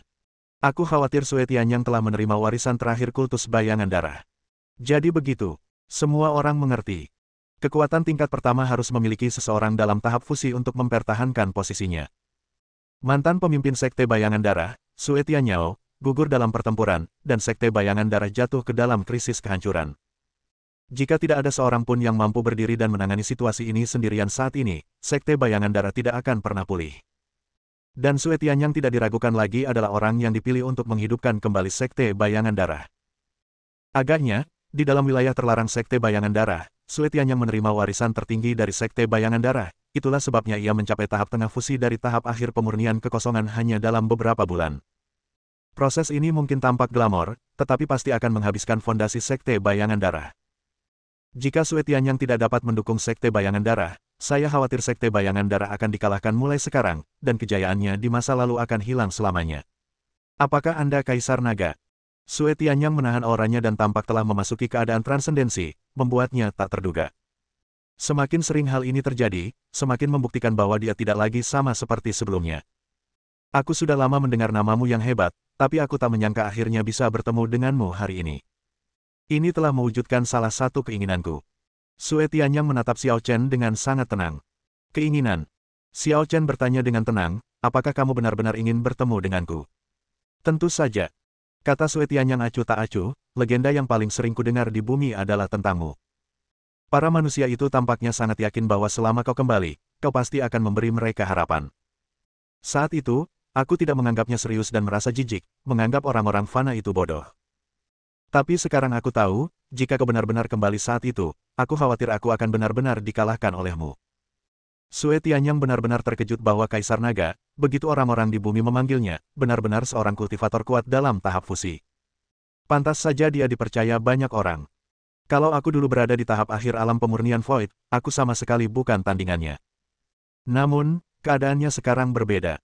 Dia, Sue Tianyang, mewarisi warisan Sekte Bayangan Darah, dan kekuatannya melampaui pemimpin sebelumnya, Sue Tianyao, mencapai tahap tengah fusi. Melihat seluruh dunia kultivasi Sungai Darah, hanya ada sedikit orang yang kultivasinya dapat menandinginya. Jika aku kembali saat itu, kau tidak hanya akan kalah, tetapi juga akan mati dengan mengerikan. Meskipun sudah agak terlambat, hasilnya tidak akan berubah. Xiao Chen berdiri di atas kepala Yamata no Orochi, menatap Sue Tianyang dengan dingin, dan berkata dengan tenang, sebagai penghormatan atas warisan abadi kultus bayangan darahmu, aku akan membiarkanmu menggunakan satu jurus. Setelah itu, kultus bayangan darah hanya akan tercatat dalam sejarah. Setelah satu gerakan, kultus bayangan darah hanya ada dalam sejarah. Kata-kata yang mendominasi itu tampaknya menjadi hukuman mati terakhir bagi kultus bayangan darah, dan tidak seorang pun dapat mengubahnya. Semua orang yang hadir terkejut dan terdiam cukup lama. Satu gerakan. Sue Tianyang, yang telah maju ke tahap fusi tengah, hanya bernilai satu gerakan di matanya. Apakah itu terlalu sombong? Wah, hanya karena ucapanmu, aku yakin masa depanmu cerah dan aku memutuskan untuk mengikutimu sebentar. Saat ini, Yaqi juga mengagumi Xiao Chen dari lubuk hatinya. Akan tetapi, Ia seakan-akan telah lupa sepenuhnya bahwa ia kini menjadi tawanan Xiao Chen dan tidak punya pilihan lain selain mengikuti Xiao Chen. Anak baik, kau bahkan lebih sombong dari yang kukira. Setelah Sue Tianyang tersadar, ia akhirnya meledak marah dan berteriak, tapi aku akan membuatmu mengerti harga yang harus kau bayar atas kesombonganmu tanpa menyadari batasanmu sendiri. Ledakan. Tekanan luar biasa dari Sue Tianyang muncul kembali, menyapu dengan kekuatan liar, memperlihatkan kegilaannya. Xiao Chen ingin membalas dendam padanya, dan dia juga perlu menggunakan orang kuat untuk membangun otoritasnya. Jika Xiao Chen benar-benar telah mencapai tahap fusi, dia akan menjadi kandidat yang paling cocok. Selama Xiao Chen terbunuh, reputasi kultus bayangan darah dapat dibangun kembali. Dan dia akan menjadi satu-satunya pemimpin sekte bayangan darah, memimpin sekte bayangan darah menjadi kekuatan nomor satu di dunia kultivasi sungai darah dan membangun kerajaan abadi miliknya sendiri. Sihir bayangan darah. Begitu pikiran itu terlintas di benaknya, Sue Tianyang segera mengerahkan seluruh kultivasinya dan menampilkan keterampilan tertinggi dari sekte bayangan darah. Dalam sekejap, dalam radius 100 mil, roh-roh jahat berseru bersama, setan berkumpul bersama, dan darah serta energi melonjak ke langit. Bab 639. Sekte bayangan darah pada dasarnya adalah sebuah aliran sesat. Banyak tetuanya berasal dari latar belakang jahat dan dulunya adalah iblis jahat yang melakukan segala macam kejahatan. Ini bukan rahasia lagi di dunia kultivasi sungai darah. Hanya saja kultus bayangan darah terlalu kuat, dan tidak pernah melakukan kejahatan apapun secara terang-terangan sejak didirikan, jadi semua orang menutup mata dan tidak bersedia menyinggungnya. Pada saat ini, Sue Tianyang, yang menerima warisan tertinggi dari sekte bayangan darah, menunjukkan kekuatan magis tertinggi. 10.000 hantu menangis, dan langit serta bumi berlumuran darah. Pemandangan itu begitu mengerikan sehingga bahkan orang-orang kuat di tahap fusi yang kuat pun gemetar. Sungguh keterampilan sihir yang mengerikan. Kultus bayangan darah pada dasarnya adalah sekte yang terdiri dari sekelompok iblis. Semua orang di sekte ini mempraktikkan seni rahasia darah dan sihir. Warisan utama sekte ini tentu saja adalah iblis di antara para iblis. Saat ini, saya khawatir tidak ada yang bisa menghentikan Sue Tianyang. Ya, semakin tinggi Tao, semakin tinggi pula iblisnya. Meskipun Sue Tianyang telah menerima warisan dan memasuki tahap tengah fusi, sulit bagi praktisi fusi tingkat menengah biasa untuk mengalahkannya. Seseorang harus berada di tahap akhir fusi. Para penonton tidak dapat menahan diri untuk melihat ke arah Xiao Chen. Ini berlebihan. Sekarang, menghadapi kekuatan magis tertinggi Sue Tianyang, bagaimana kita bisa melawannya? Hei, nak, kemampuan orang ini agak aneh. Kamu bisa. Yaki juga ketakutan melihat pemandangan di sekitarnya dan merasa takut. Xiao Chen mengabaikan Yaki dan menutup mata terhadap pemandangan mengerikan di sekitarnya. Ia menatap Sue Tianyang dengan tenang dan berkata, apakah ini langkah terakhir yang kau pilih? Ya, ini jurus yang akan kugunakan untuk melepasmu. Perhatikan. Sue Tianyang memancarkan aura berdarah yang kuat di sekujur tubuhnya, bagaikan Raja Iblis yang berlumuran darah. Ia menyatukan kedua telapak tangannya, menyerap kekuatan lolongan ribuan hantu. 10.000 hantu berkumpul di langit, dan kehancuran mereka tak berujung. Dengan sepatah kata dingin, ruang berubah tak terduga, seakan-akan gerbang neraka terbuka, dan hantu-hantu penuh kebencian yang tak terhitung jumlahnya merangkak keluar, menjerit-jerit dengan sedih, dan dunia tiba-tiba menjadi api penyucian. Pergilah ke neraka. Sue Tianyang menggunakan kekuatan sihirnya untuk meningkatkan kekuatan penjara hantu, dan ribuan hantu yang marah pun terkendali, semuanya bergegas menuju Xiao Chen dan Yaki. Apa itu? Yaki menggigil ketakutan dan tanpa sadar mencoba mundur, tetapi hantu-hantu itu terus merayapinya, membuat tubuh besarnya tidak bisa bergerak. Pada saat yang sama, hantu-hantu pendendam yang ada di mana-mana juga naik ke Xiao Chen, perlahan-lahan menutupi seluruh tubuhnya, dan mengandung kekuatan tarikan, seolah-olah ingin mencabik-cabik Xiao Chen dan menyeretnya ke neraka tak berujung. Langkah yang berguna. Tiba-tiba Xiao Chen berteriak dingin. Klik. Ruang itu tidak mampu menahan tekanan yang luar biasa dan runtuh dalam sekejap. Hantu-hantu penuh dendam yang menyelimuti Xiao Chen dan Yaki surut bagai air pasang, dan pemandangan hantu-hantu jahat dari neraka di sekeliling mereka tiba-tiba berubah menjadi fata morgana, hancur berkeping-keping. Segalanya kembali normal, seolah tidak terjadi apa-apa. Bagaimana mungkin? Apa yang telah terjadi? Bagaimana dia melakukannya? Semua orang di sekitar terkejut dan tidak mempercayainya. Mereka hanya menyaksikan kejadian itu dari pinggir, tetapi mereka tetap merasa ngeri, seakan-akan berada di jurang neraka. Keputusasaan dan ketidakberdayaan semacam itu merasuk jauh ke dalam jiwa, membuat orang tidak mampu mengerahkan pikiran untuk melawan dan hanya bisa membiarkan tubuh dan jiwanya dilahap. Jika mereka seperti ini, bagaimana dengan Xiao Chen?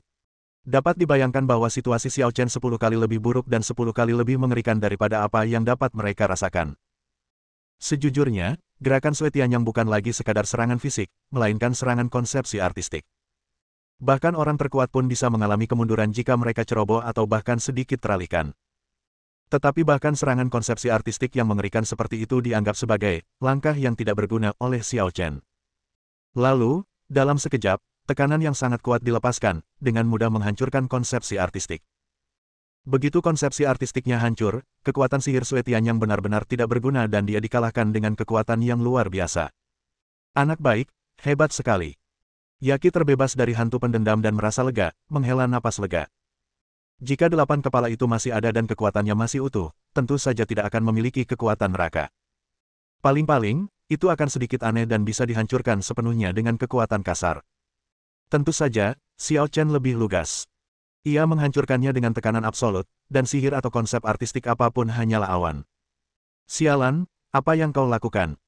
Ekspresi Sue Tianyang membeku cukup lama sebelum dia berteriak, bagaimana kau bisa menghancurkan sihir bayangan darahku? Mendengar ini, Xiao Chen tidak menjawab, melainkan bertanya, kau sudah bertindak. Apa kau siap menanggung akibatnya? Lelucon apa ini? Sue Tianyang mengangkat tangannya dan berteriak dengan marah, Sue Tu, bawa pedangmu. Sue Tu awalnya tertegun, tetapi kemudian ia bereaksi. Ia mengumpulkan energinya di tangannya dan mengubahnya menjadi pedang darah yang tak tertandingi, yang ia serahkan kepada Sue Tianyang. Itu adalah harta paling berharga dari Sekte Bayangan Darah, pedang pembantai darah. Nama asli Sue Tu sebenarnya bukan Sue Tu. Ia hanyalah tetua penjaga pedang dari Sekte Bayangan Darah, yang bertanggung jawab menjaga pedang Sue Tu yang berharga. Karena itulah ia mengubah namanya menjadi Sue Tu, dan orang-orang pun terbiasa dengan nama ini. Begitu ia mendapatkan pedang pembantai darah, aura Sue Tianyang berubah lagi. Energi darah di tubuhnya bergema dengan pedang pembantai darah, menunjukkan postur terkuatnya. Dia benar-benar bisa menjadi lebih kuat. Mungkinkah dia setara dengan fusi tahap akhir? Harta karun paling berharga Sekte Bayangan Darah, pedang pembantai darah, hanya dapat menunjukkan kecemerlangan tertingginya di tangan Sue Tianyang, yang telah menerima warisan tertinggi. Dan ketika Sue Tianyang menguasai pedang pembantai darah, ia bagaikan harimau bersayap. Kedua lelaki tua dalam tahap fusi itu dipenuhi kekaguman. Mengesampingkan karakternya, kekuatan dan bakat Sue Tianyang adalah kelas 1. Pada saat ini, kekuatan Sue Tianyang sepenuhnya melampaui mereka. Mereka awalnya datang ke sini bukan hanya untuk bersenang-senang, tetapi juga untuk membantu Sekte Bayangan Darah, mungkin untuk memanfaatkan Sekte Bayangan Darah yang sedang terpuruk demi keuntungan mereka sendiri. Namun, mereka menyerah karena Xiao Chen. Sekarang tampaknya mereka agak terlalu mengada-ada. Latar belakang Sekte Bayangan Darah sungguh di luar dugaan mereka. Bahkan setelah mengalami bencana, mereka masih mampu menumbuhkan orang berkekuatan super yang sebanding dengan tahap akhir fusi dalam waktu singkat. Selama Sekte Bayangan Darah dapat menahan serangan Xiao Chen hari ini, dengan bantuan Sue Tianyang saja, Sekte Bayangan Darah akan mampu bangkit lagi di masa depan dan bahkan melampaui kejayaannya di masa lalu. Kaisar Naga, jangan coba-coba lagi. Kali ini, mari kita lihat bagaimana kau bisa mematahkan pedang pembantai darahku. Sue Tianyang tampaknya tidak mau menerima kegagalan sebelumnya dan bersikeras bahwa Xiao Chen telah memanfaatkan situasi untuk mematahkan kekuatan sihirnya. Kali ini, ia memegang pedang pembantai darah tanpa ragu. Tubuhnya dipenuhi energi darah, dan badai berdarah bergolak. Dia berdiri di tengah badai, memegang tinggi pedang pembantai darah, siap mengayunkan pedang pamungkas ini. Seharusnya aku bilang padamu kalau kau hanya punya satu kesempatan. Bisakah kau menggunakan jurus kedua ini? Dengan kata-kata dingin, Xiao Chen di kepala Yamata no Orochi tiba-tiba menghilang ke udara tipis dengan suara "swish". Saat berikutnya, kekosongan di depan Sue Tianyang hancur oleh sebuah kaki, dan sesosok yang menunjukkan aura dewa dan iblis muncul secara misterius dan mengulurkan telapak tangannya. Dewa terlarang. Peng! Badai berdarah itu ditekan dengan kekuatan sederhana dan brutal, dan telapak tangannya terulur dan langsung mencengkeram tenggorokan Sue Tianyang. Biasanya, seseorang dalam tahap fusi dapat dengan mudah menghindari serangan seperti itu dan tidak akan dibatasi sama sekali. Namun, Xiao Chen terlebih dahulu memperlihatkan kekuatan dewa terlarang, seketika mengekang kekuatan Sue Tianyang dan menguras seluruh darah dan tenaga Sue Tianyang, membuat Sue Tianyang seperti bola kempes, tidak dapat bergerak sama sekali. Bab 640. Bang! Dengan kekuatannya yang tertekan dan darahnya terkuras, Sue Tianyang tampaknya tidak memiliki kekuatan untuk memegang pedang, dan pedang pembantai darah pun jatuh ke tanah. Ini juga berarti bahwa dia dikalahkan sepenuhnya oleh Xiao Chen. Siapa kamu? Mata Sue Tianyang sayu, dan ia merasa frustrasi. Ia tidak dapat menerima kenyataan ini. Bagaimana mungkin seorang kultivator dari planet inferior seperti bumi bisa begitu kuat?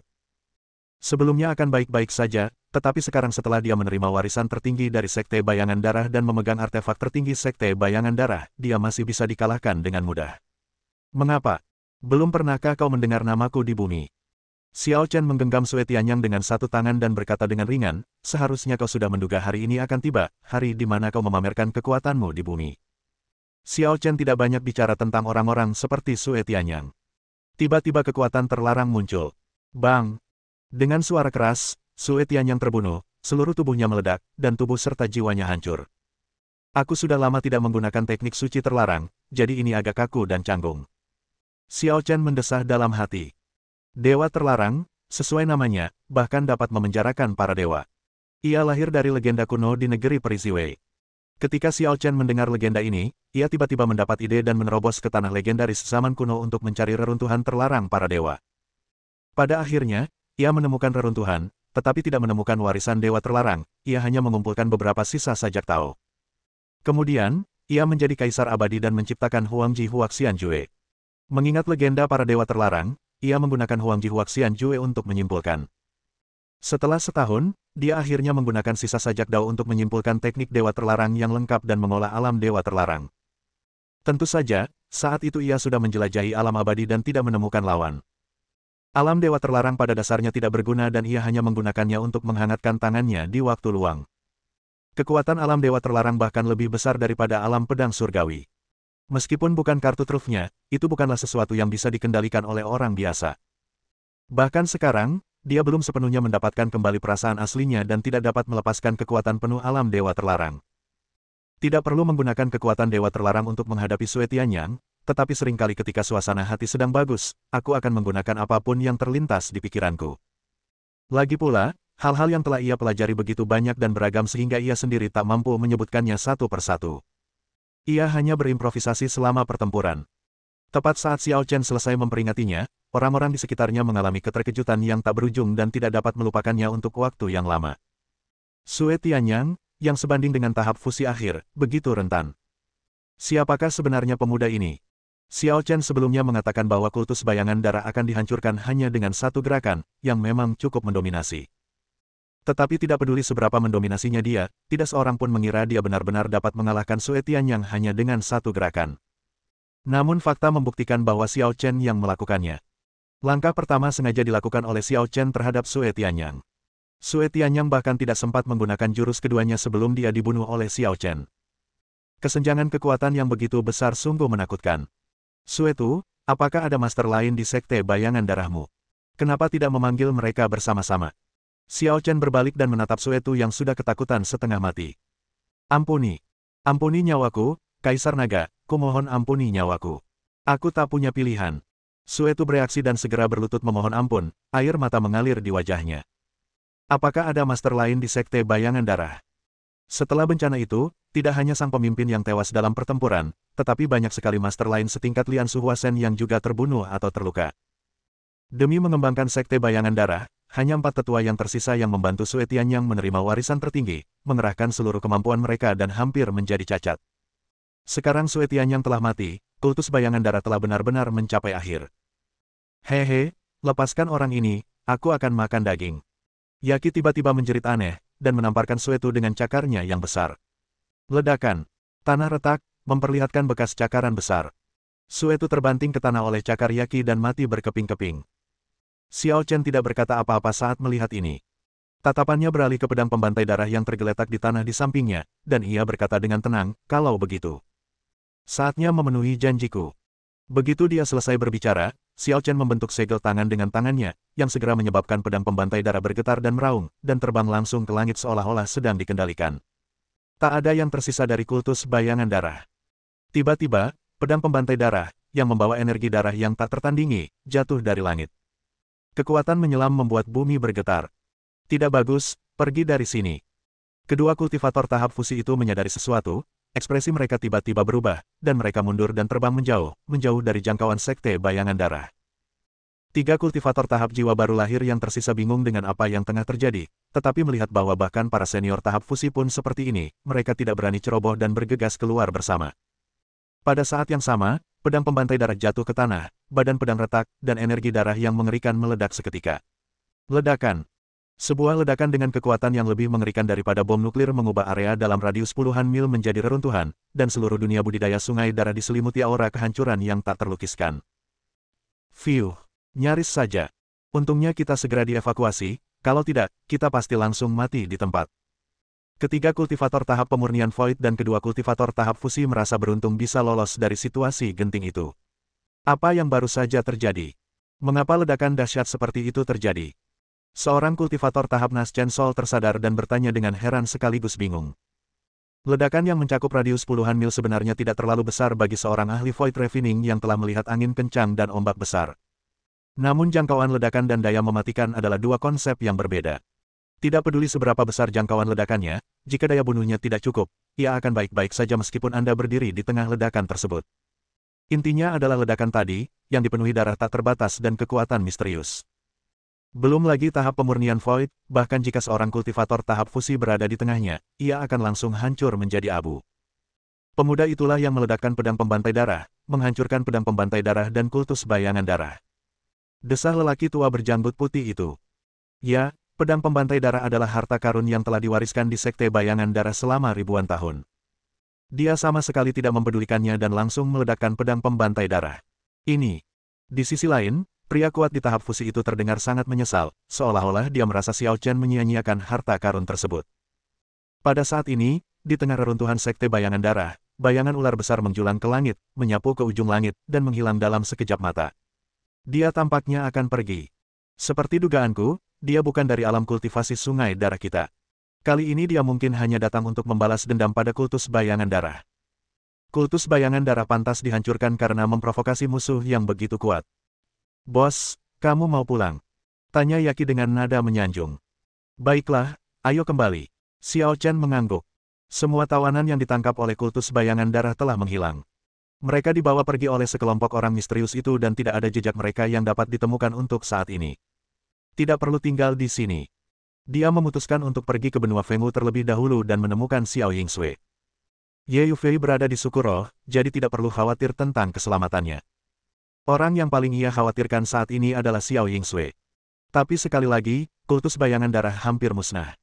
Apakah itu berarti putri nubuat termasuk di antara mereka yang ditangkap oleh kultus bayangan darah?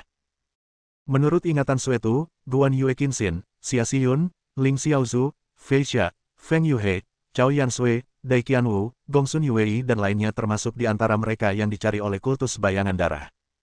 Mungkinkah gadis dalam ramalan itu adalah seseorang yang dikenalnya? Bersambung.